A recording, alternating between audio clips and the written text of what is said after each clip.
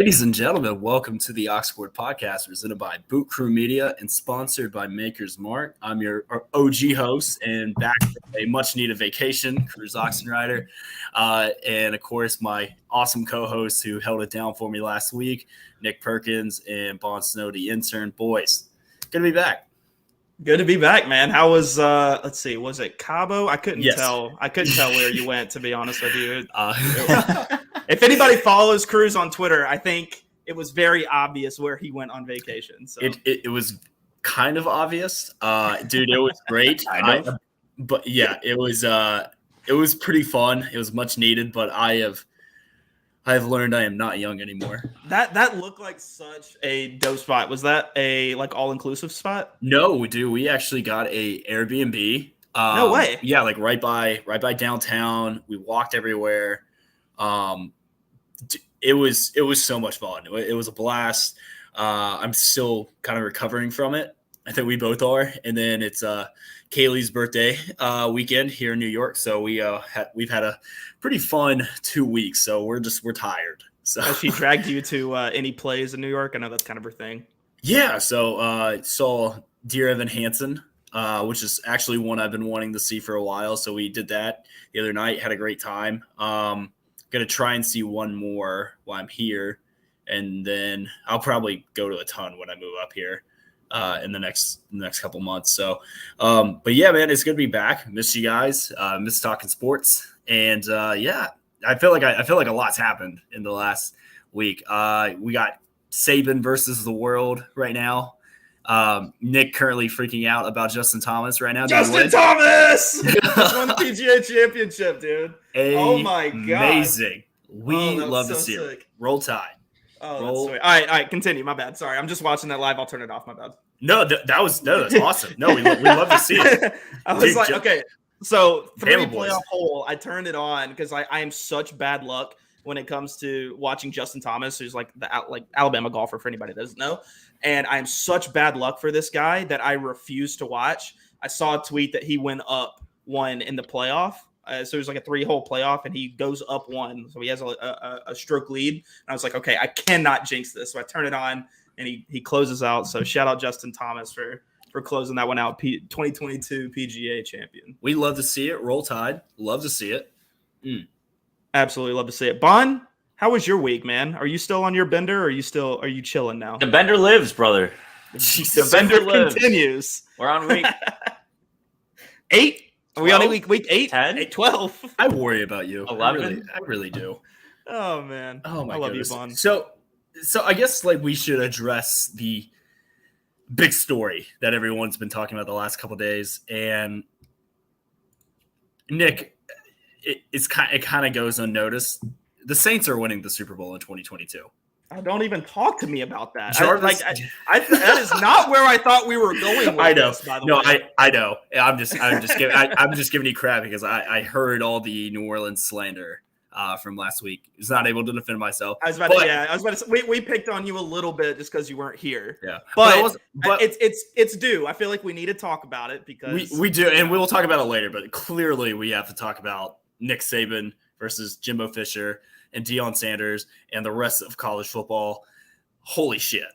I don't think I've ever seen a press conference that was so real and so heated. And because when you hear press conferences from coaches, they're generally reserved, politically correct, throwing like little professional shots here and there. Jimbo Fisher just like no gloves. Before we get into it, though, let's do like a quick synopsis of what happened, right? Correct. So Nick Saban has a fireside chat. That's what it was called. And it was him and Nate Oates.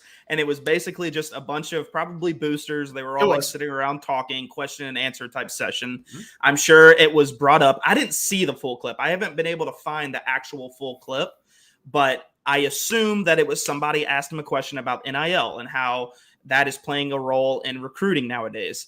So Nick Saban goes on one of his, famous rants where he just goes off on tangents as his mind goes.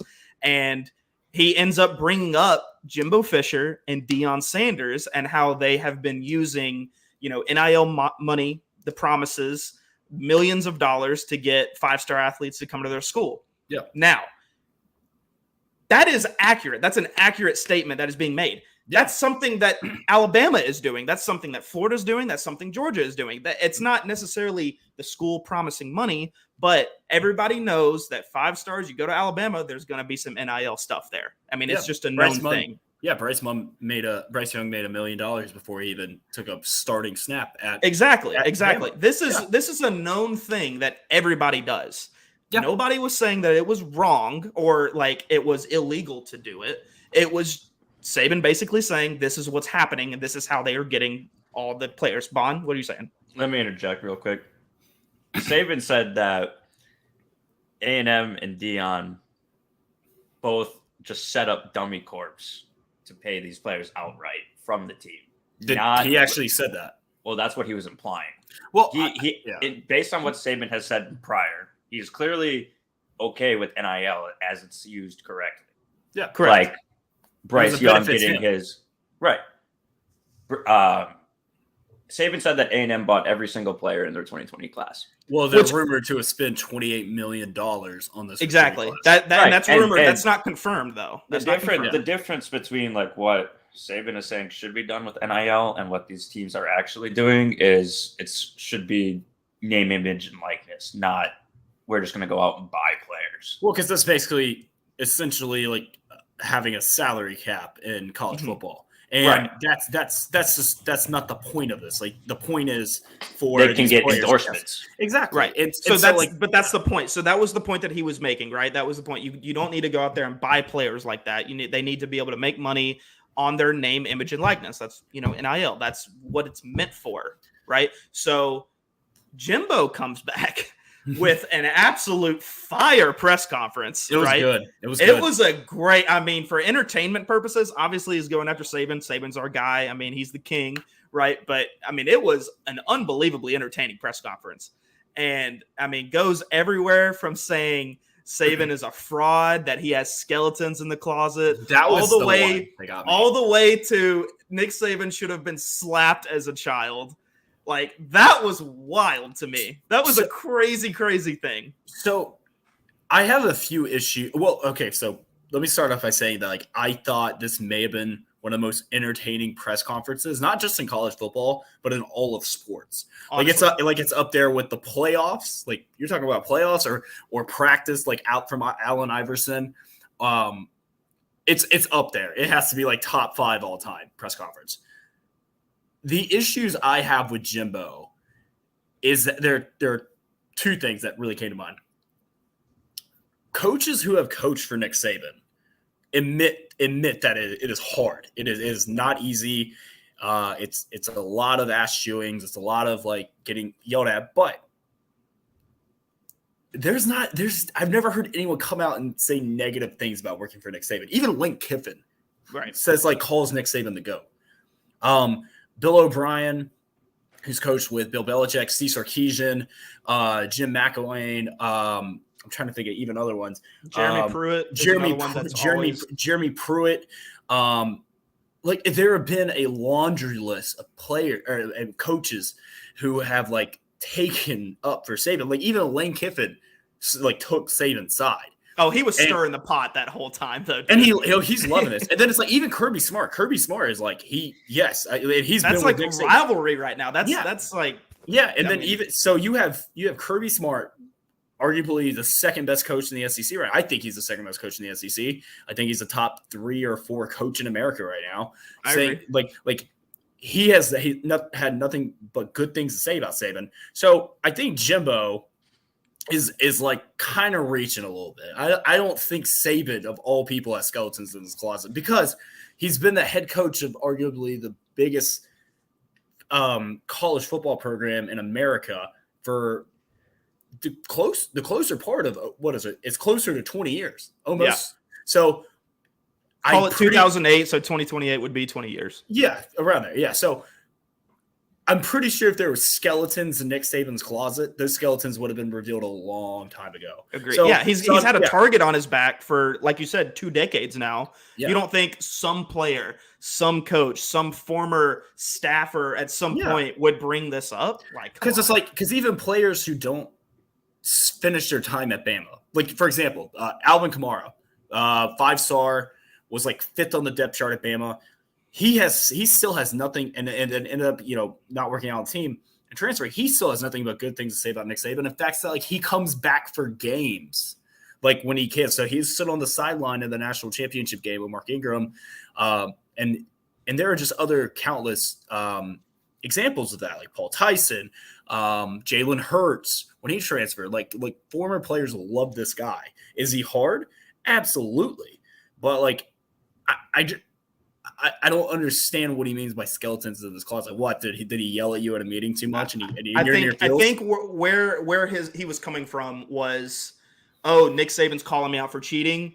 Go look at his past. I mean, he was probably paying for players before it was legal, kind of thing. I think that's what he was alluding to, but also, I'm in a firm belief, and I'll stand by this. Nick Saban's the GOAT. Alabama's my team. Yep. I think they're at every program, at every major program, there is some shadiness that goes down to get players along some line. Now, is it as straightforward as handing a bag of cash to somebody? Probably not, but there might be some favors that happen to get players to come.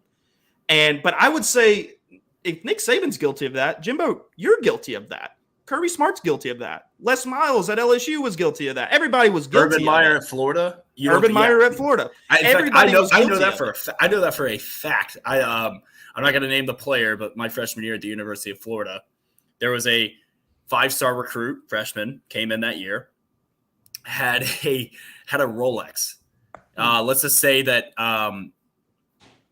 I know for a fact that he did not just have the extra money to buy a Rolex. Right. So like yeah. I mean, it's stuff like that happens for sure.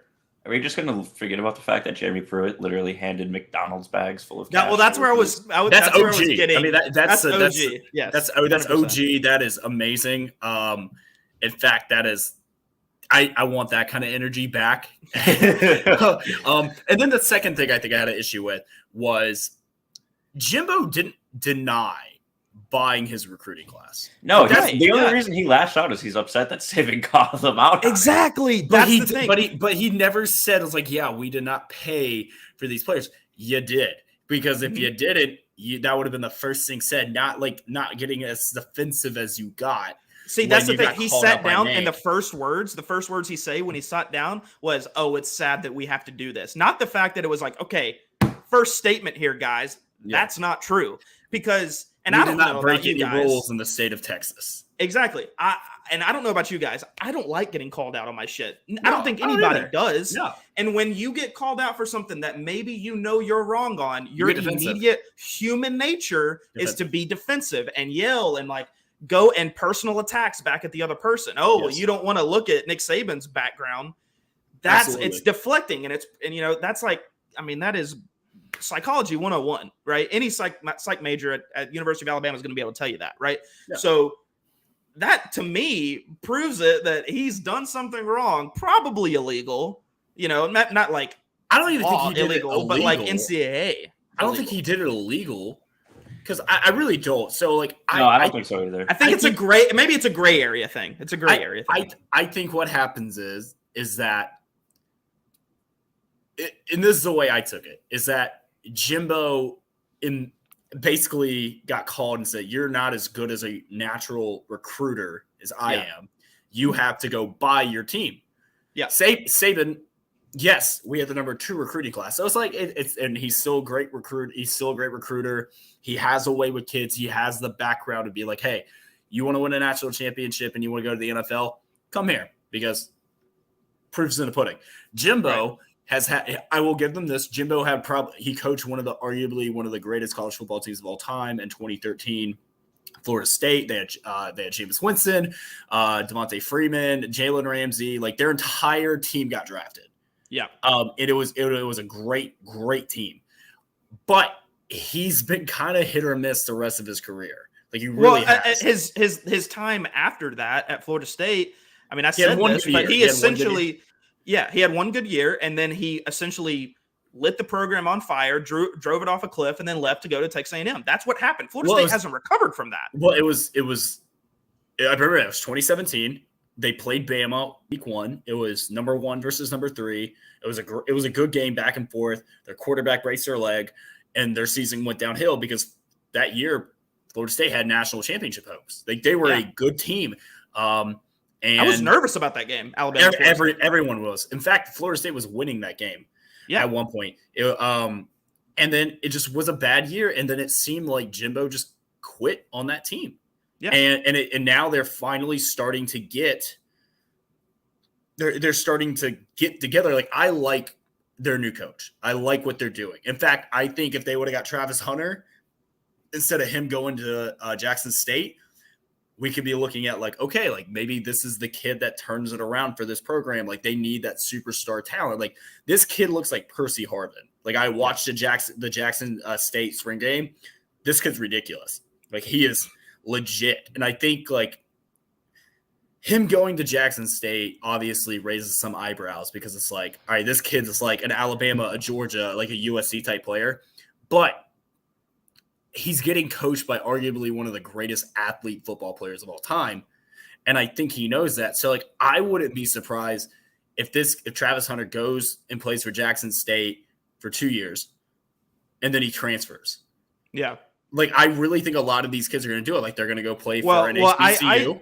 And then they're going to transfer to a big school where they can come in and make an immediate impact. I think you hit the nail on the head there, but I think it's more of an aspect of Dion is going to coach this guy up for 2 years, and then a place like UCLA or USC or somebody like that is going to come knocking on Deion Sanders' door to be an OC or DC or coaching job. He wants head coach. A head coaching job, and then all of those guys are going to jump ship and go with him.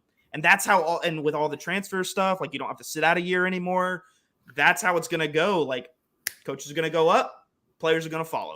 So my theory is I think Mike Norvell, if he doesn't have a good year, like, I think if Florida State has another like 6-win, 5-win season, which is on the table right now. I think they're probably one of the biggest question marks in college football right now this season, because I think they have the potential to win 8 or 9 games, but I could also see them having like a 4-win season. Yeah. But I think they would be like, look, Deion's doing something special. He's a Florida State legend. He's one of the greatest athletes of all time. He can recruit. Clearly. Let's give it a shot. Let's bring Deion home. I think if Deion Sanders went to coach at Florida State, we're looking at the next great program in college football, because the amount of talent, the state of Florida recruiting would be done. The only thing I say to that is the Florida State fan base hates Deion Sanders right now. Yeah, but they'll get over it if he brings them back to relevancy. Because like Florida State, but you're saying that they're going to love him enough before he even coaches a game of football. Okay, I guarantee you, if Deion Sanders got hired, let's just hypothetical, he gets hired in December, and he brings in a top 5 recruiting class of Florida State, they'll forgive him for Travis Hunter. I can definitely see that, but college football, as important as it is to recruit and have that top 5 recruiting class, like you're saying, you still got to be an X's and O guy. And I'm not saying that he isn't, but it's a whole hell of a lot easier to coach at Jackson State than Florida State. I'm not disagreeing with that, but I think Deion Sanders is smart enough to know that he would bring in those guys. Like, he would be an Ed Orgeron. Like, he would be more of a CEO than an X's and O guy. Like, he knows, like, he could bring in Derek Brooks, former Florida State great linebacker, Hall of Famer who coaches. He could bring in guys like that. Who would want to build FSU back into a powerhouse program. Like, look at what Miami does. Miami hired like all those guys who get drafted, like Warren Sapp, Michael Irvin, Ed Reed. They all come back and help coach out when they can. I think Deion could get those guys to come do the same thing. I really do. And I think that would help with recruiting. I think it would help with NIL. I think because the ACC is a weak conference. Like, it is. There's one Clemson, team, and that's pretty much it. I think. Well, here's the thing. I think NC State's going to win that conference this year. I think NC State's a sleeping giant. Like, I think their quarterback's going to shock a lot of people. They beat Clemson last year. They brought back a lot of that team. I like what they're doing there. So, like, And Wake Forest is good too. Like Wake Forest has had a really good season. They've always been sneaky. Yeah, and Sam Hartman, I think, is probably the best quarterback in the ACC this year. I like him a lot. A lot of people will know him from that QB1 show. But he's been there for a while. I think he's going to have a really good year. So I think it's a very winnable division. I don't know I want to see what Mario Cristobal can do at Miami, because if Mario Cristobal goes to Miami and makes them a 9-win, 10-win team this season, that puts a lot of pressure on the FSU boosters to be like, okay, we need to shake things up and we need to think outside the box, because clearly it's not working. And I think Deion Sanders is that guy. I mean, he's going to be the clear shakeup. I mean, but I mean, if he can bring in the talent and he can bring in the X's and O's guys around him, where he is more of just like that figurehead, that main recruiter, the guy that does all the interviews, the guy that can be the face of the program essentially. Yeah. Then I mean, I can definitely see them, making a play in their division and even a conference championship. I just don't see Deion Sanders being the guy that goes up against the likes of Kirby Smart, Nick Saban, Lane Kiffin for that matter, that can go toe to toe with those guys coaching. I mean, maybe in 10 years of coaching experience, because you learn a lot on the job. Yeah. But Deion Sanders, just because he was an all-pro NFL player, doesn't mean he's going to come in and just immediately compete with Nick Saban as a coach. No. And I don't think any of us are saying that. I'm just saying that, like, I think he could. But that's what you're saying, Florida State being a powerhouse again. Not overnight. To be a powerhouse, you got to compete. Yeah, but not overnight. I think Deion Sanders could turn, okay, for example, when Urban Meyer went to Florida from Utah, he went to Bowling Green, he went to Utah. Urban Meyer took over a Florida team that was not good.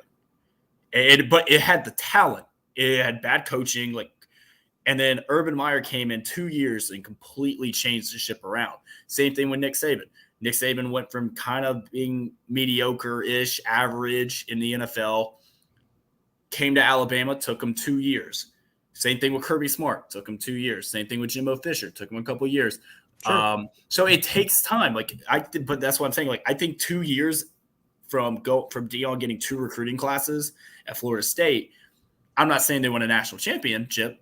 I just think they can compete for an ACC title and start making some noise in college football again. And I think college football is good when the old blue bloods are good. I miss Miami and Florida State meaning something. I miss Florida State, Florida meaning something. I miss Texas, USC meaning something. I want to see those games again.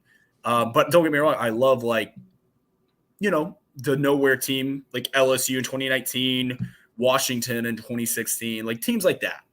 Yeah, no, I agree. And you're right. It does take time. I would say that Nick Saban had that 7-6 season in 2007, and then he went undefeated regular season in 2008. I mean, then he lost an SEC championship. Jimbo has taken how long has he been there? 3 years now? He got there in 2018. Yeah, so this would be year 4 coming up, right? Yeah, and then year 3, or what was it, 2020 he lost 1 game, and that was to Alabama. Right. So that was to Alabama, and then he barely missed the playoff. That was kind of the thing where it's like he should have been in over whoever. Then 2021 happened though, 8-4. And he beat us. 8-4. But he took a step back. He took a step back. I will say this though, and this is the only defense I will give A&M. Their quarterback got hurt, and their team kind of fell apart. So I give him that, but the talent and the coaching is there, and I think he's done a great job because Kevin Sumlin never had he had that magical year in 2012 with Johnny Manziel and Mike Evans, right. And it never bounced back. Like Jimbo, at least is being consistent. I don't like the guy. I don't. I think he's kind of an arrogant asshole. He's got if anyone has skeletons in his closet, it's him. It's definitely Jimbo. Oh my god, yeah. I mean, look, that's crazy. I know a few people who went to Florida State and said he was out and about quite a bit. I mean, his wife, was hooking up with a Florida Gator wide receiver. Is that confirmed? I saw that, but that's actually confirmed. Okay. That's confirmed. So that's wild. So yeah, I mean, and look, let's just say I'm really glad that we're having our live show in Tuscaloosa for Texas A&M now. Yeah, we hit the nail on the head for that weekend. We really did. So nail on the head. Yeah, and so I kind of want to end on this, and I don't know if it's real or not. So if it isn't, then whatever. But if it is, I would pay so much money to see it. Dion came out, didn't really speak his piece, but he did say, if we're going to settle this, let's settle on the field. He posted that on Instagram. I saw that. That was official. That was him who did that. Bama, Bama versus Jackson State. He's calling him out. Okay, center of the ring. So I have a few questions. One, can we please replace one of our? Can we tell you what? Week 1, replace Utah State with Jackson State. Week 1 in Tuscaloosa. We'll play at Jackson State. I don't care. I want it. 2. Okay, wait. Question. Sorry. Side note. I thought we played Texas first. Did we not do that? No, we play Utah State. That's week 2. So Utah State first? Yes. Yeah. That's weird. Okay. And then second, how much money do you think it would cost us to actually schedule that game? I'm gonna say $2 million. Oh, easy. Yeah, but honestly, write the check. I want that. Oh my God! Can you imagine? It would be a sellout. It would be a sellout stadium. It'd be 100,000 strong. It would be great for Jackson State to be able to play Alabama and Bryant-Denny. We would probably hang 90 on them just for fun, and it would be a great warm-up game for week 2. I actually, it would be bad. It would be bad. The spread would be 60 minus 60. I would say 48.5. Yeah, I'd say that. I would say around 48.5. Now, you're not calculating the fact that Nick Saban doesn't have bad blood with the Citadel. Bro, no, he hates Georgia Southern. He does hate Georgia Southern. We don't even play them anymore because he hates them so bad. Yeah, I would take the over. Like whatever that is, sponsored by DraftKings Sportsbook app, by the way. But I would take the over on that.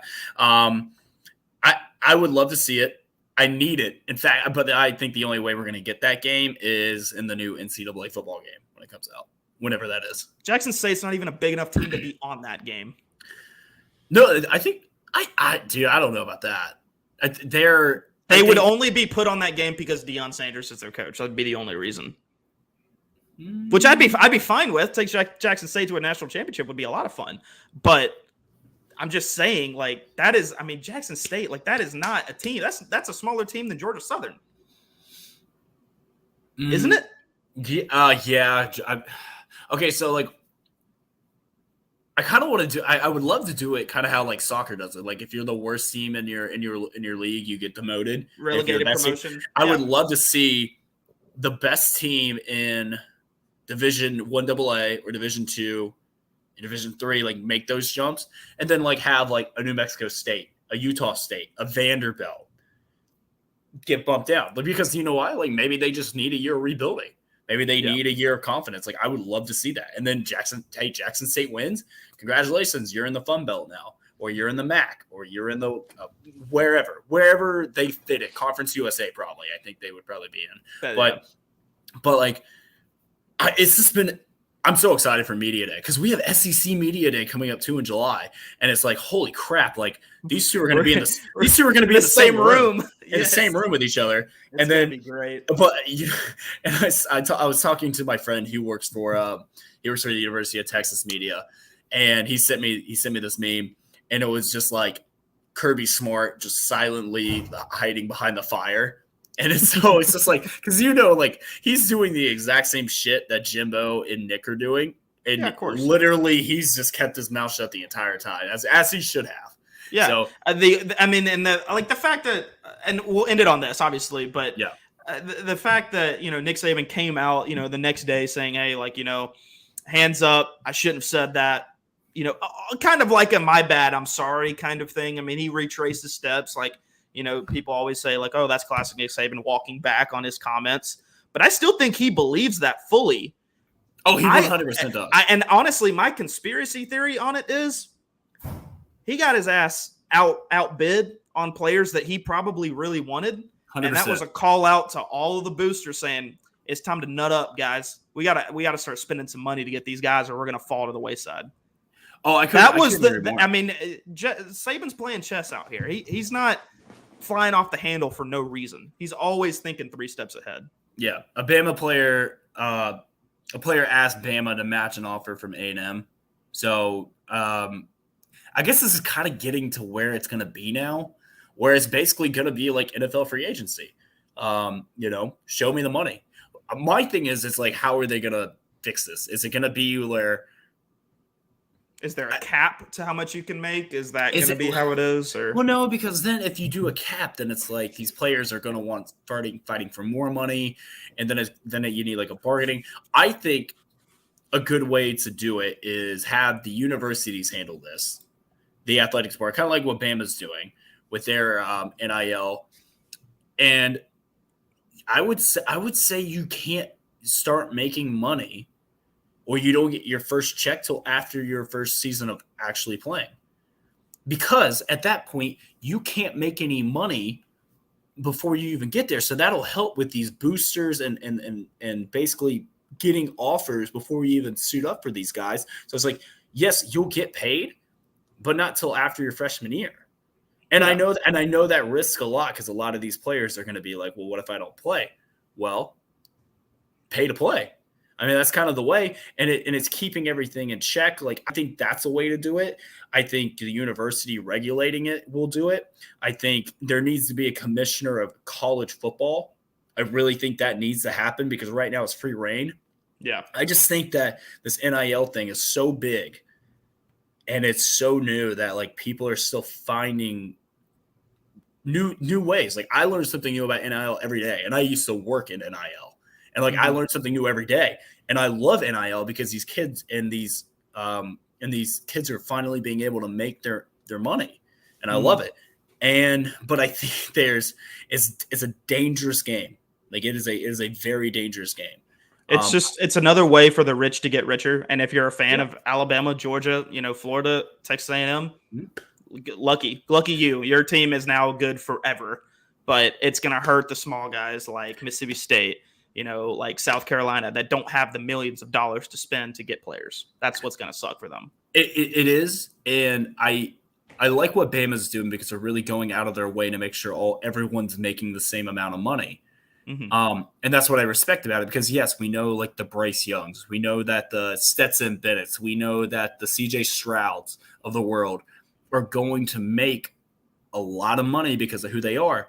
But it's like, then you got to worry about the punters, the backup offensive linemen, the kickers. Like, it could cause risks in the locker room. Hopefully that's not what's happening with a lot of these big programs, but we don't know. Like, we could see like these guys making, like Bryce Young making what, like $3 million.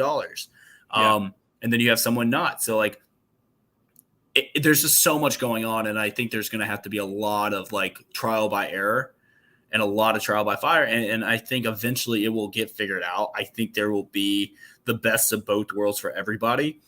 But until then, it's just going to be like, hold your horses. Like, it's something new is going to happen every week, it feels like. Because it's like, look at Jordan Addison from Pitt. I don't think he was the best wide receiver in college football last year, but he was one of.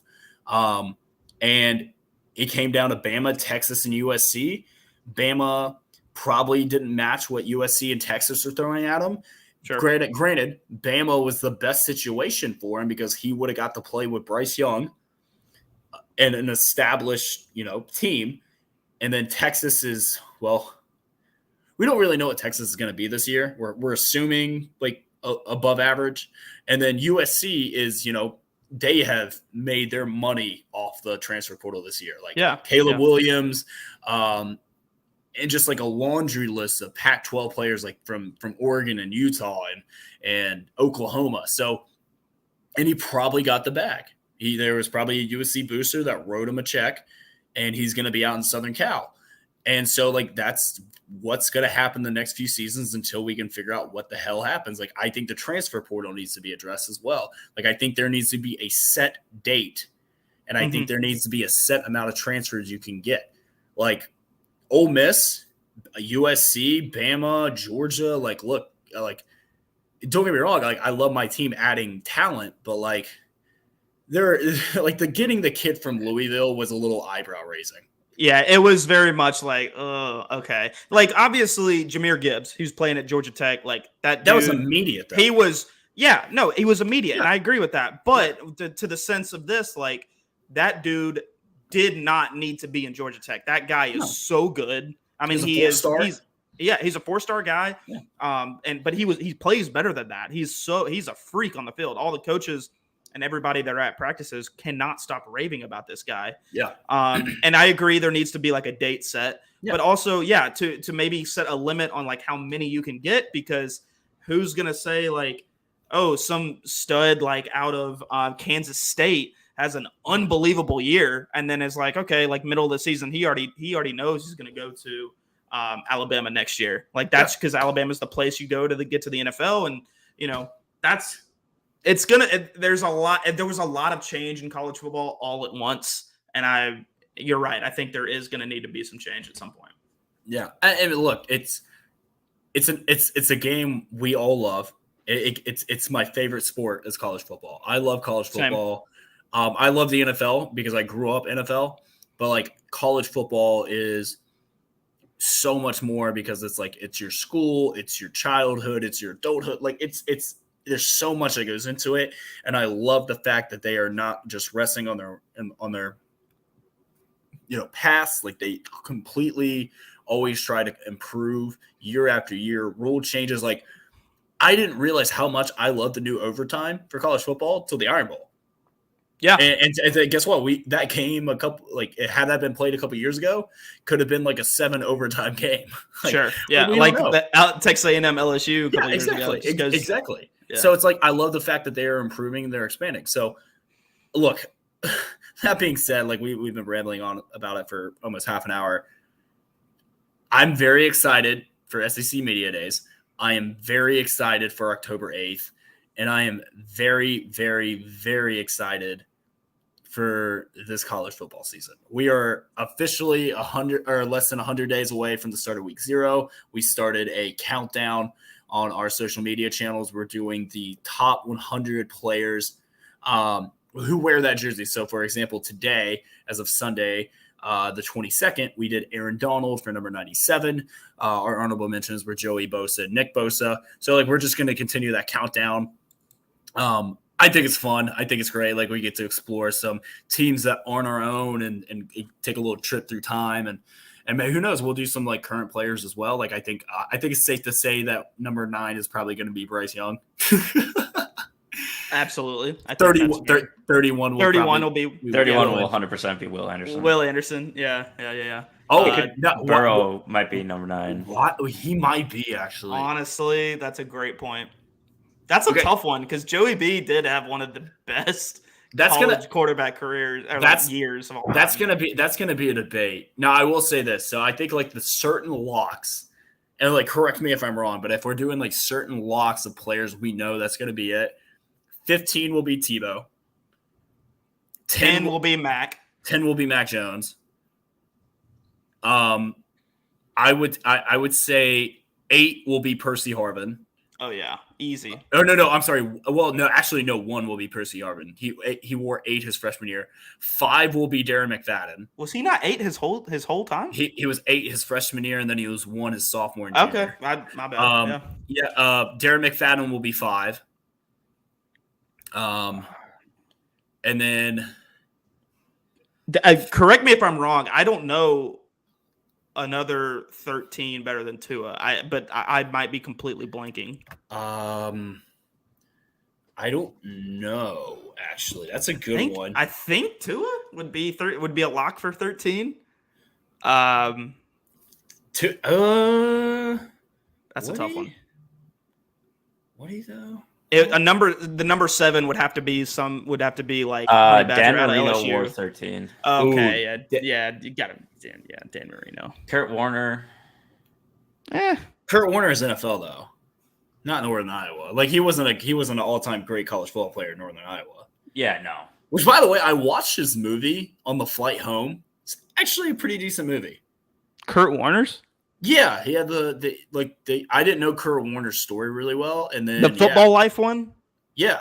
Kenny Washington out of UCLA too. It's crazy because I just watched a podcast that Joe Burrow was on, and he referenced that, and apparently that is like an unbelievable thing. So apparently I need to check that out because that's now twice that I've heard about it. Yeah, no, the movie's good. What's his name? The guy from Shazam plays him. I cannot remember his name, but yeah, it was actually a cute movie. It was good. But what's another one I'm thinking of? I feel like there's a number 7 has to be Honey Badger at LSU. Oh, absolutely. Number 7. Michael Vick. That's a great. Yeah, point. right. So golly, that's tough. The small numbers like 1 through like 20. Honestly, 1 through 30 is going to be really hard. Deshaun Watson will be 4. Cam Newton will be 2. Derrick Henry, what are you talking about? Dude, Cam Newton had the I'm sorry. Cam Newton was the best one-season college football quarterback I've ever seen. For one season. He was the best quarterback money could buy. Derrick Henry took Jake Coker to a national championship. How dare you talk about Vanilla Vic like that? I love Vanilla Vic. Don't get me wrong. I love Jake Coker. Do not talk about Derrick Henry off that team. We lose 3 games. Oh, and then for number 10, you also have AJ McCarron. Oh, Mac Jones is better than him though. Oh yeah, 9 would be Amari Cooper. Easy. Dude, there's a lot. I feel like we're gonna have an Alabama bias. I feel like. Where's Mariota? Mariota's 8, right? 8. He was 8 at Oregon. Yeah. Fuck, it's gonna be hard. Who's number 5? 5. Wait. Darren McFadden. Oh, that's that's an easy one. Yeah, that's an easy one. What was Reggie Bush? Am I going crazy? No. Reggie Bush was 5. Oh, yeah. I feel like Reggie Bush would have to be that. Well, no, and then you have and then if we're doing just college players, we got to do Tavon Austin, who was 7, who has the sickest highlight tape of all time. Like honestly, we're gonna probably get in some screaming matches in the group chat. Like I think so too. Like I'll put honestly, probably a lot of people on Twitter are gonna get mad at us as well. It's true. And so I will put my money on it. And speaking of putting your money on something, download great transition. Yes, download the DraftKings Sportsbook app today. NBA conference finals in full effect. Warriors up 2-1, 2-0. Heat up 2-1. That's right. Heat and 5. Calling it right now. Download the DraftKings Sportsbook app today. Use promo code BOOT. That's BOOT. Bet up $5 and get $100 in free bets. No matter what. That's the code BOOT. That's BOOT. Only on the DraftKings Sportsbook app. I am so glad you're back because I butchered that last time. I'm so glad you're back. I'm a little rusty too. So, Wyatt, stop telling how wrong we are. Yes, we know Vince Young wore 10 as well. God, I am so screwed. Mac Jones is better than Vince Young. I said it. Ooh. Fight me. I will fight anybody in a cage match over that. I can't. No, I gotta. Okay, so. Who's the one player? So we get like one lock on the list. One lock for that number. Like who are you picking? Like who's like a guaranteed like you have to yes. We set this and it has to be that no matter what. Yes. Who's that for you? Derrick Henry at number 2 just because I can't have Cam Newton on there. I can't do it. I can't. Okay. Can't do it. Okay. Bond. I was hoping you were going to skip me.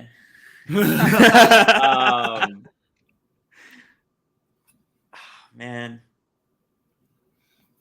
I got to say Reggie Bush at 5. Yeah, that's he was so good, dude. He's so good. He's so good. I would say Tim Tebow at 15. That's a lock anyways. I can't think of another 15. That's a lock. I think that's probably yeah. Yeah, because it's like we can have a debate between Bryce Young and Joe Burrow. We can have a debate between Darren McFadden and Reggie Bush. Dude, I'm gonna catch flack on this. Cam Newton, Derrick Henry, Joe Burrow has to be the number 9. I think he has to be. I think honestly, you can make a case for both. Both Heisman Trophy winners. Both are ridiculous players. Like, I mean, yeah, Joe Burrow right now is probably the most iconic number 9 in college football. Right now. And if Bryce goes back to back, then there's no doubt. If Bryce goes back to back and then wins a natty this year, which we're all expecting him to, then you have to give the nod to Bryce at that point. But I think 34 for Herschel Walker. That's a lock. That's a lock. Oh, that's a lock. I saw the odds for us to win the SEC championship this year, and it's 1-1. That is nuts. Oh my god! Wow, I've never seen 1-1 before. I haven't either. It's always been like 2-1, 3-1, which is like still for a championship to go the distance in the SEC, like that's crazy. I follow this girl on TikTok. I don't know her name right off the top of my head, but she was going through every conference odds to win the championship. And what is Georgia? Are they second there? Yeah, they're like 3-1, 4-1. Yeah, that makes sense to me. What was the third team? Do you remember? Probably I was gonna say A&M or maybe I think it's A&M. Yeah, maybe A&M. I will say this. And obviously we're gonna do a preview show. Might have been Florida. I don't remember. No, I think Florida will finish third in the East. So I have really early top three in SEC East and SEC West. My East would be Georgia, Kentucky, Florida. What are you putting South Carolina in that? I have Tennessee below Florida, and then I have South Carolina. Wow, all the way at 5? Really? Dude, I'm so high on South Carolina this year. It's crazy. I don't like Spencer Rattler. I as a person, no. No, as a player, I think. No. I think in the right circumstance, you get him in the right locker room. I hope he has his head on straight. I think he can make a push. I could see him number 3 in the East. I really could. Lincoln Riley is the quarterback whisperer who made Jalen Hurts an NFL quarterback. He lost the locker room by week 2 of that season. Yeah, because he played really bad. He was arguably like everyone's Heisman Trophy pick, first pick overall. I just don't think he's a good quarterback. I don't think he's a good leader. I don't think he's a good teammate. I don't think he's a good. I just don't think he's good. I think Caleb Williams is 10 times the quarterback that he is. Well, there was a reason he was second on the depth chart going into the year, though. That's what I'm saying, though. Like, he still has raw talent. I think he just needs the right locker room, but we don't have to get on that tangent. That's fine. And then I have Bama. LSU is my wake up. I think LSU is going to shock a lot of people. Nick, you remember this from last year when we did our prediction show. You know how much I love Jaden Daniels, the transfer from Arizona State. I love this kid. I think he's gonna turn some heads this year. Like, I think if Bama didn't return such a strong defense this year, I would be terrified of the LSU game with him and Christian Butte. And I still got to see what Brian Kelly can do. And then I have Ole Miss third. I think A&M is going to take a big step back this year. I think a lot of people are sleeping on Ole Miss because they lost so much. Mm-hmm. Or Keishawn Butte. Sorry, I'm bad with. I don't keep up with LSU like I should. But I think Ole Miss is going to do some things this year. I think Lane has still got some tricks up his sleeve. And then I got A&M fourth. Actually, no. Arkansas is a team. Damn, the SEC West is going to be really good this year. Okay, so let me. I found the talk, so I'll run it down. Alabama 1-1. Okay. Georgia 5-4. Wow. A&M 11-1. That makes sense. Florida and Ole Miss both 33-1. That's right. 33-1. Wow. Kentucky and Tennessee 40-1. LSU 50-1. Arkansas and Auburn 66-1. South Carolina. Arkansas is great value. Arkansas is great value at 66-1. Are you kidding me? That to win the entire SEC. Arkansas is good this year, dude. They're sneaky, and if chaos happens, I guess. But I would not touch that line. Mm-hmm. South Carolina 100-1. Mississippi State 200-1. Missouri 400-1. Vanderbilt 500-1. 500-1. Poor Vandy. Vandy does not even deserve to be in the conference anymore. No, they bring up our grade average.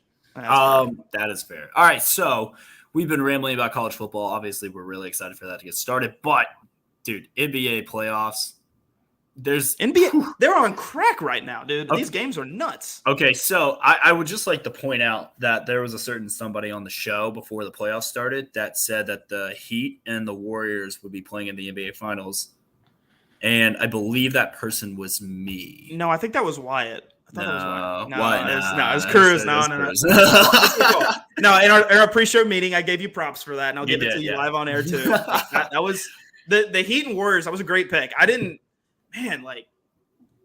Golden State, they're hitting their stride right at the right time. And we talked about this in the group chat. Like, the Heat and the Warriors are playing basketball on a whole nother level right now. They're just hitting everything. So fair play to you. That was a great call. I thought that Golden State fully healthy. It's just they're the best team in the West. I think that they're better than Memphis. I think Memphis was a little too I think Memphis is a year or two away still. I think, but I mean, I think they're a fun athletic team. I think they just got way too cocky. Like Golden State they've been there before. They've won with this team. Kerr is a great coach that does not get enough credit. I think, honestly, getting rid of Kevin Durant was good for this team in that locker room because it brought back that 2015-16 feel where they're just having fun. Like, they are just having fun, and they're playing basketball. They're playing great offense. They're playing really good defense, too. Like, a lot of people forget, like, how good of a defensive team this team is. And then Miami's just, like, getting no respect, and they're the 1 seed. And when a 1 seed's not getting any respect and they're living up to their 1 seed, unlike Phoenix. Phoenix was a 1 seed on paper, but the Pelicans took them to 6 games without Zion, and the refs basically handing those games to Phoenix and Chris Paul playing out of his mind. And Dallas, like 27 points and a half. Like Luka is just like took over that series. Like, and here's the thing, like, yeah, you can not like a player, but Devin Booker and Chris Paul and Jay Crowder insulting Luka in press conferences and on the court, like, dude, you're getting toasted by this guy. Like, by one dude alone is cooking you and took you to game 7 games, and then beat you in your own court. No, didn't just beat you so bad they needed a media like they had to push something out to socials. That's how bad they beat them. It was bad. That was I think up until like halfway through the third quarter, Luka had as many points as the entire Suns roster. Yeah, it's been insane. So, like, my thing is, though, so, like, we watched the game last night, obviously, in game 3 in Boston. Jimmy Butler got hurt. Miami started, like, giving the game back to Boston. But Bam played out of his mind last night. Like, Bam is probably one of the most underrated big men in the NBA. Like, I feel like when we talk big men, everyone always wants to talk about DeAndre Ayton. They want to talk about Giannis, and rightfully so. But like, I don't feel like Bam is getting enough love for as good as a player as he's been. So he's a unicorn at center. Like, he is that dude. He hit one of the most disgusting shots I've ever seen. That was talk about that shot really quick. I wish we had the way to like show it on the screen. That shot was nuts. That shot last night, and everyone probably knows what we're talking about when we say the shot. 10 out of 10 times in a regular season game, that shot does not go in. Oh, not even close. That's an air ball. Air ball. Yeah, that's an air ball shot. It was the most contested shot I've ever seen. That wasn't a foul, right? Yeah. That was Bam's best game of his career, and it came at the best time. Jimmy Butler getting hurt, missing 2 quarters. Like, Jimmy Butler is playing out of his mind right now. Is he coming back? Yes, he is. He's coming back. The injury wasn't as serious as people were thinking. I was really worried that he was going to be out for a couple games. He's not. But Jimmy Butler has completely outplayed Jason Tatum. And less quarters. Like, he's played less quarters. Yeah. So it's like, and here's the thing too, is that, like, Boston's playing very well. Miami is just stepping up at the right moments. Like, Miami is hitting their shots when they need to. I think this team is very dangerous. Like, look, if Miami wins in Boston tomorrow, they sweep in Boston, you're losing in Miami game 5. And then guess what? Heat in 5. Like, I called it. Call it. Heat in 5. And that's the thing. I think you're going to get the best swing Boston has in game 4. I think so too. You're going to get the best. I mean, it's going to be a haymaker shot. And it's a desperation game. You got to absorb it. You got to just absorb that blow. And if, like you said, if Heat comes out and wins game 4 in Boston, like you said, sweeps, all the life's going to get sucked out of that team. Yeah, and then you go to Miami for game 5 and a closeout game, like the Heat going back to the finals. It's going to be white hot. They're going to white hot the arena out. It's going to be nuts. For those who don't know or haven't been to a Heat game, especially in the playoffs, like, it is probably one of the more loud arenas in the NBA. Like, granted, like, they always love to show, like, oh, fans don't show up. No, dude, it's Miami. People are just getting off work. Traffic's bad. And then not to mention the way that the stairs and the shirts and, like, everyone's wearing, it makes the stadium look empty. dude, it is always packed and it's always loud. And look, I you know me, I'm the Heat fan on the show. So is Wyatt. Like, I think this team is good enough to win an NBA championship. In fact, I would feel pretty good about the Heat playing Golden State because I think Miami defensively can actually play with Golden State. It's the best team to match up against. That's for sure. Because we know Steph and Clay are going to get theirs. My thing is, though, is that who in Golden State is stopping Bam? Who in Golden State? Because Jimmy Butler is going to eat Draymond Green alive or Klay Thompson alive. Now, like the matchup that worries me is Kyle Lowry versus Steph Curry. That's the matchup that worries me the most. But I just don't think that there's anybody on Golden State that can guard Bam.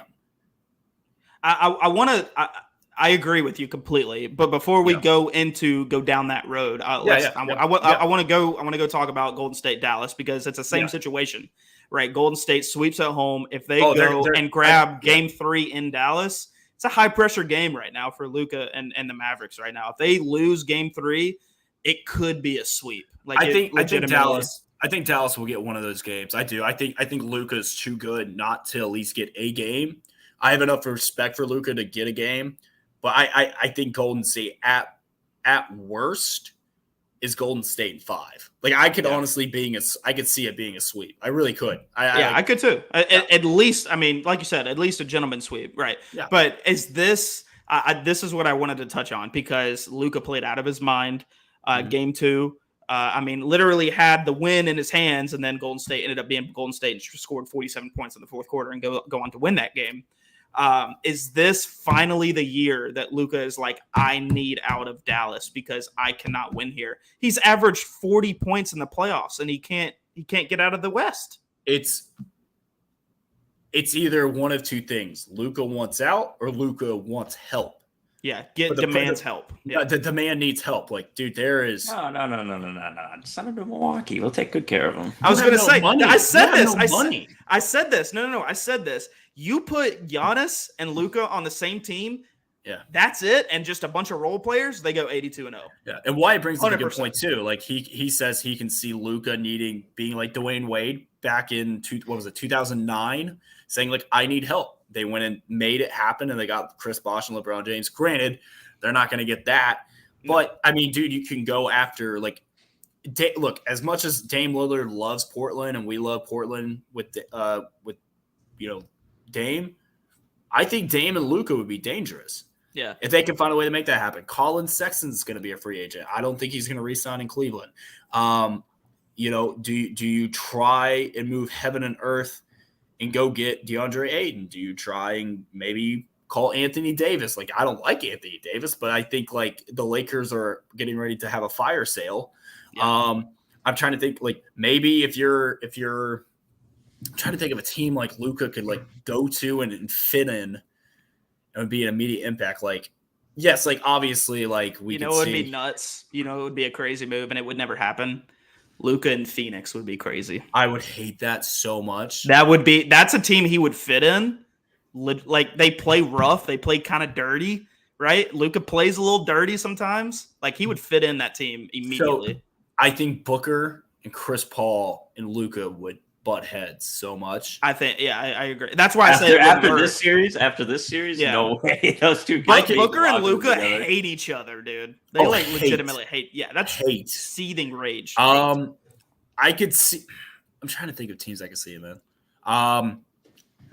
You know what's funny? I could actually see him in Philly for some reason. Philly could be a cool spot. I could see him in Philly because I don't think the James Harden experiment's going to last. I think they're not going to sign him to the Harden's Supermax. Washed, dude. I hate saying it. I could see him in the Lakers. No, I don't. I don't want it, but I could see it.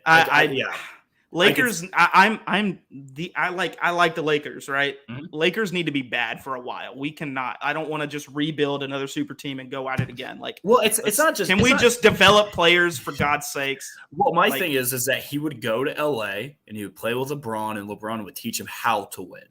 Like that. Like that's what Luka knows how to win. He's gotten to the Western Conference Finals by himself. Listen to what I'm saying. LeBron James needed Dwayne Wade to learn how to win. And Pat Riley. I think Luka needs that guy because there's no one who wins in Dallas. Like yeah, Mark Cuban's but Dirk's not there. I know, but I'm saying it's possible to win in Dallas. No, it is, and it took Dirk everything to get it. And let's be real, like Dallas had no business winning that title that year. It was lightning in a bottle, that's for sure. Yeah, it took the perfect storm of it being Miami's first year with D Wade, Bosh, and LeBron, and they got insanely cocky and they lost. And it was Jason Kidd, Jason Terry, Tyson Chandler, and Dirk just playing out of their mind. And look, I love Dirk. I think he's one of the greatest players ever. He's beloved by everybody. Shout out to my German nationality. Like, love that he did it. But Dirk's not there. So like Luka needs a legit vet to teach him how. So I don't know. Like Bond, like where could you see him going? Like realistically, like not Milwaukee, because like that's not realistic. That's a pipe dream. Yeah. And no, I agree. Like that's why I'm saying like I don't think I don't want him in the Heat because that'll kill our salary cap, and plus not to mention I don't think he's a culture fit in the Heat. The Knicks. Everybody's a fit at the Knicks. Dude. What about the Timberwolves? Oh, with Cat. Yeah. The Timberwolves were honestly dangerous this year. I mean, they took you know what? San Antonio. Took Memphis to 6. I could see him in San Antonio. I think that could be something. Actually, yeah, that would be cool. Yeah. Well, no, Pop's calling it quits, so never mind. Like if he wouldn't true, yeah. I really can't. I can't figure out a team I want to see him play for. Like I don't think the Magic. I don't think he'd fit in New Orleans. I don't think he wouldn't fit in Atlanta because honestly, he's one of those players that is like almost, and this sucks, but like he's better by himself because he drops 40, and then he might make a Western Conference final. As like, holy shit, this dude's amazing. Well, like, and then he goes on another team, and then he falls into like the 15 to 18 points a game, and then like it might be just one of those guys that he's just better alone. I don't know. He's not doing it alone. Dunwoodie's really playing out of his mind, or was playing out of his mind last series. What if you are a young rising team that already has a superstar and you add one more superstar to it? What if you're Memphis and you make that call? That's disgusting. That would be gross. That would be gross. All right, so I love these NBA playoffs so far. I wish the games were a little closer. I feel like there's been a lot of blowouts. They've been close. There has, but I feel like there's been way more blowouts this year than there have been close games, like especially in the last round. So last thing, I thought this would be kind of fun to touch on, and you guys brought this up. If Dennis Rodman and Draymond Green played one-on-one, what are the odds they play a complete game with either player getting ejected? So you're saying the rules are like full 48 minutes or no. I say played. Well, are you saying 48 minutes of basketball or play to 11 like a pickup game? Let's say 11. Let's say 11 in a pickup game. Okay. But like same NBA rules count. Yeah, refs and everything. Yeah. I mean, both are defensive stars, so I mean, like the game's gonna go a long time because they're studs. And the longer the game goes, the more pissed off both of them are going to be. So I'm going to say it's like 1-to-1 odds. It's like probably right at 1-to-1 odds whether they finish the game or not. Yeah, I'm going to go 50-50 on this. Who do you have winning, though? Dennis was not a great offensive talent. At least Andre Iguodala. No, I mean, at least Draymond Green can score the ball. Like he's a half-decent shooter. I'm taking Dennis. I'm taking Rodman. Bro, Rodman. But Rodman, North Korea sympathizer, Cruz writer. No. I'm talking. He wants to fire Nate Oates, and he's a North Korea sympathizer. Okay, we're not doing this. There will be no firing on my show. I'm the one who does the firing here. You hear me? Like this is my show. I will not be canceled on my own show. Oh man. No. I just think Rodman. Rebounding wise would eat Draymond Green alive. Like I think Draymond's not getting a rebound. Like I don't think he is. Like Rodman is hands down like one of the best rebounding players in NBA history. Now, granted, he's a legit psychopath. of a human being. Yeah. But he's very talented. He was very talented back in the day. Like there's a reason like Michael Jordan was like, hey, adding this guy would probably be beneficial. He doesn't win a ring without Michael Jordan though. I don't think the Bulls three-peat without Rodman. No. Well, No. yeah, you're right. I think like don't get me wrong. Right. Like, I mean, MJ gets a lot of the credit, but like I don't think there's a three-peat. It's the same situation. I think I don't think Golden State could be true. Yeah, I don't think Golden State is as good as they are without Draymond Green. I don't personally like Draymond Green, but I don't like the Splash Brothers are great, right? But Draymond Green plays that role that Dennis Rodman plays. He's that bruiser. No, he is that Dennis Rodman for that team. Yeah, he is. So okay, I think the game would get finished, but I think they would max out the fouls. They'd both be in foul trouble. 100%. Oh my god, that would be the longest game. And what would be the chance that a fight, like a nose to nose, almost a fight breaks out kind of situation? Okay, so if you took in their prime Dennis Rodman, like back in the day, like yes, 100%. Now, no. I'm in the day, Dennis, like yeah. In prime Dennis Rodman is taking a break in the middle of the season to go to a strip club in Vegas. That's the kind of prime Dennis Rodman that I'm thinking of. And prime Draymond Green is right now where he's just pretty much in fear of getting ejected every single game. So yeah, 100%. Okay, so I think we all agree. Hold on, I want to ask Wyatt's opinion. Wyatt, what do you think? I don't think the game would finish. First off. I do think Draymond would throw the first punch, though. Like Draymond would actually swing on Dennis Rodman. I don't think that would be a smart decision. No, I don't think it's smart at all. But Draymond would I don't think swing. Draymond Green's a very smart person, though, to be honest with you. Exactly. Yeah. Well, no, you know what's funny? I actually think Draymond Green is a very smart person. He can get Do you think he gets under people's skin like on purpose? 100% he does. I think he's the best trash talker in basketball right now. Like they're Pat Bev close to. Pat Bev and Luka. Luka can piss Pat Bev woke up, set an alarm for 4:30 a.m. to go trash talk. On my Chris television. Paul. Yeah, that was great television. That was good. So, but there are just certain athletes that know they can get under your skin. Like for example, like I was reading something the other day. The honey badger. Oh, I think Kittle said this. The honey badger is the biggest trash talker and the best trash talker he's ever heard.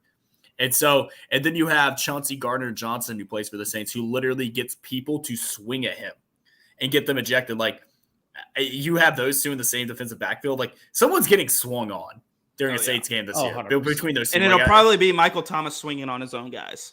How dare you? How dare you? That happened one time. Nick's just mad that my team actually signs people. Oh, yeah, no. The Atlanta Falcons have, we don't even have cap room to sign anybody. We're so awful. We took such a salary hit with Matt Ryan. Biggest dead cap hit in NFL history. It's just, dude, I legitimately think, shout out Birmingham Stallions, I legitimately think the Birmingham Stallions could beat the Atlanta Falcons in a football game. I 100% think that, dude. I would just the like to say Stallions are legit. I would just like to say the Saints still have $12 million in cap space to sign OBJ. I just don't even know Stay away how from that's Beckham. possible. How is that even possible? We have the best GM. Stay away from OBJ. No, don't get another receiver. First off, you can't get another receiver. Yeah, just go get you already have 4 really good ones, buddy. Stop hogging all the receivers. You're just stockpiling, you jackass. I just went from having the worst wide receiver You're room a wealth in hoarder. the NFL. You're a freaking Warren Buffett, Bro, we had a guy named Austin Carr.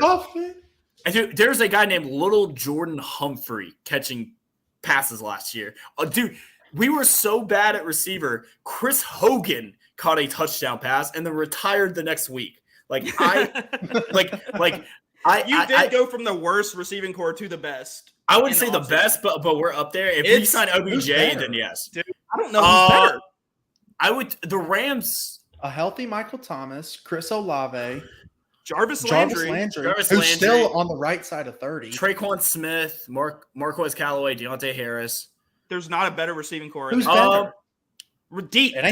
deep wise. I'm trying to the say Rams. They got Cooper Kupp and Van. I was Jefferson. Miami's up there.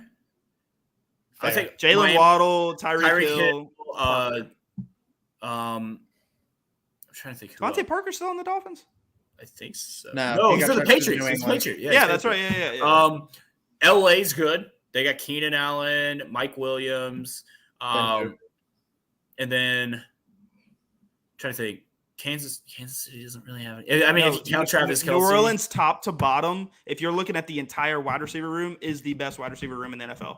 100%. And if they sign OBJ, then yeah, it's over. It's over Stay if you away sign from OBJ.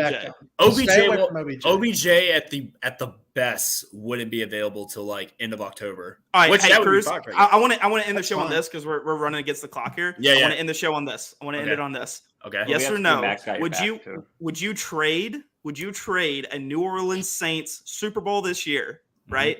But Yep. Drew Brees comes back out of retirement, plays for the Atlanta Falcons, and retires a Falcon. I would literally buy you a Falcons jersey. Of a Drew Brees Falcons Yes. jersey for a Yes. New Orleans Saints Super Bowl. I wouldn't even think twice about it. Your childhood hero would retire as your most hated team. That would be like Nick Saban going to Auburn and retiring coach there. I'd send Saban to Auburn for a Packers Super Here's Bowl. the thing. Here's the thing, though. Really? I would send Nick Saban to Auburn. Pack his bags, driving myself. Y'all are For a crazy. Green Bay Super Bowl. Nick, do you know why I would do that trade? Because one, the Atlanta Falcons would have to trade for Drew Brees because we still have his rights. You would give us a draft pick to take him, and then not to mention, we would probably out of respect send Drew Brees a ring for that. So, Okay, that's fair. That's fair. okay. So this has been a fun show, guys. I'm glad to be back. I missed y'all. We're excited. There's a lot going to be going on for college football season. We're getting antsy. I think next week we're going to start doing our top fives for like college football, like Sprellas, like, best rivalry, best stadiums, best tailgate spots, best ways to make Nick cry. Shut up. It's gonna be some fun ones. But you can find me a lot at the Real Cruz Ox on Instagram and Twitter. Make sure that you follow the Ox Court socials. We've been blowing up. We're doing our countdown on Instagram, Twitter, and TikTok. So love to hear your interactions and see it. Make sure you guys follow Boo Crew Media on all social platforms as well, especially on YouTube. Love it. Drop a follow at InPerkins96. I don't have anything to plug, but shout out JT for winning the 2022 PGA Championship. Damn right. Roll Tide. Speaking of, I got two things. JT, 15 all-time PGA wins. Every Auburn golfer ever, 14. I would just like to say that That me is and nuts. Justin- Love that. Me and Justin Thomas have the same clothing sponsor, so I would just like to, humble Also, flex. Humble brag. Mac is not here, but I've got his message for you. We got Dodgers -1.5 or money line, whichever you feel. Yankees money line and Avs money line. Hell yes. And you can follow me at @BonsNow_ on Twitter and follow the Oxcord podcast on TikTok. Yeah. Mac has had your back recently, by the way. He has. He's had your winning back. some money. Other than Boston -6 yesterday, that was a horrible pick. But other than that, shit. he's had your back.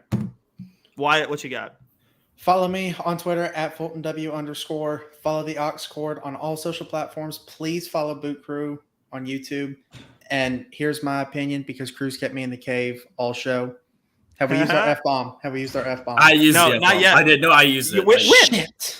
Yeah, I used it. Calling Jimbo Fisher an effing hypocrite. Okay, go. That's- Wyatt. Oh, whatever you got to say. What is it? Miami Heat in mother effing 5. Love it. Love it. End it All on right. that. End it on that. All right. Love you guys. Cut We'll the see you clip. next week.